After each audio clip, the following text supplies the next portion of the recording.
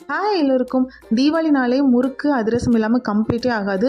மாவெல்லாம் ஊற வச்சு அரைச்சி முறுக்கு சுட கஷ்டமாக இருக்குதுன்னு நினச்சிங்கன்னா இந்த வீடியோ சேவ் பண்ணிவிட்டு கண்டிப்பாக ட்ரை பண்ணி பாருங்கள். இன்ஸ்டண்ட்டாக நல்ல கிறிஸ்பியாக செம்ம டேஸ்ட்டான முறுக்கு. பிகினர்ஸ் பேச்சுலர்ஸ் கூட அசால்ட்டாக முறுக்கு சுட முடியும். அதுக்கு ஃபஸ்ட்டு நான் 1 கப்பு உளுந்து எடுத்திருக்கேன். அது நல்லா வாசனை வர அளவுக்கு நல்லா இந்த மாதிரி ரோஸ்ட் பண்ணி எடுத்துக்கலாம். கலர் மட்டும் சேஞ்ச் ஆகக்கூடாது. இது நல்லா ஆற வச்சு ஒரு மிக்சர் ஜாரில் சேர்த்துக்கலாம். அடுத்து நான் ஒரு 1/2 கப்புக்கும் கொஞ்சம் கம்மியாக பொட்டுக்கடலை எடுத்திருக்கேன். அது ரெண்டையும் நல்லா ஃபைன் பவுடராக அரைச்சி ஒரு ஜல்லடையில் இந்த மாதிரி நல்லா சலித்து எடுத்துக்கணும். கப்பிகள் இல்லாமல் சலித்து எடுத்துக்கோங்க.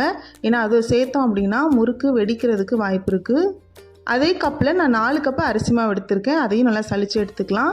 தேவையான அளவு உப்பு சேர்த்து நல்லா 1 டேபிள் ஸ்பூன் அளவு ஜீரகம், ஒரு 2 டீஸ்பூன் அளவு ஓமம், அடுத்து 1 டேபிள் ஸ்பூன் அளவு கருப்பு எள்ளு சேர்த்து நல்லா மிக்ஸ் பண்ணிக்கணும்.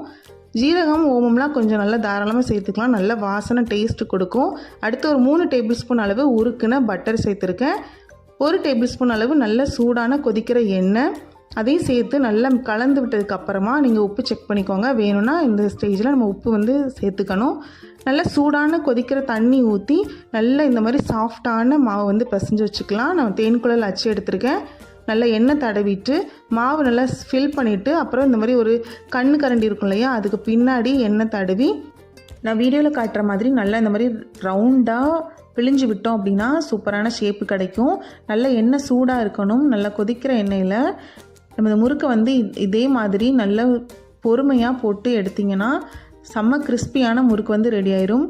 செம்ம டேஸ்ட்டாக இருக்கும். கடைகளை வாங்குறத விட நம்ம வீட்டில் ரொம்ப ஹெல்த்தியாகவும் ரொம்ப டேஸ்ட்டாகவும் பண்ண முடியும். கண்டிப்பாக ட்ரை பண்ணி பாருங்கள். பிகினர்ஸ் கூட ரொம்ப ஈஸியாக அந்த முறுக்கு சுட முடியும். இதே மெஷர்மெண்ட்டில் ட்ரை பண்ணுங்கள். ரொம்ப டேஸ்ட்டாக இருக்கும். வீடியோ பிடிச்சிருந்தா லைக் பண்ணுங்கள், ஷேர் பண்ணுங்கள், ப்ளீஸ் சப்ஸ்கிரைப் பண்ணுங்கள்.